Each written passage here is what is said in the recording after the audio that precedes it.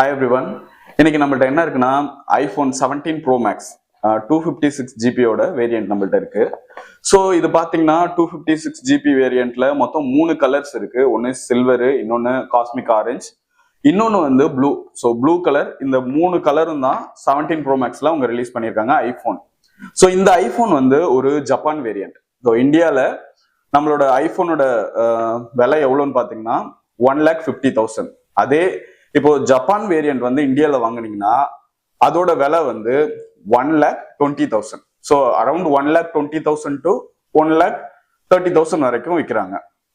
சரி, இதுல என்ன டிஃபரன்ஸ் இந்தியாவுக்கும் மற்ற வேரியண்ட்டுக்கும் மற்ற கண்ட்ரில இருக்க வேரியண்ட்டுக்கும் டிஃபரெண்ட் பார்த்தீங்கன்னா, ஸோ இப்போ நம்ம ஜப்பான் வேரியண்டோ இல்லை ஹாங்காங் வேரியண்டோ எடுத்தோம்னா அது எல்லாமே இசிம்னா அதுல பிசிக்கல் சிம் நம்ம எதுவும் போட முடியாது. பட் இந்தியன் வேரியண்ட்ல எடுத்தீங்கன்னா ஸோ நம்ம வந்து பிசிக்கல் சிம் யூஸ் பண்ணலாம். ஒரு பிசிக்கல் சிம்மும் ஒரு இ சிம்மும் இருக்கும்.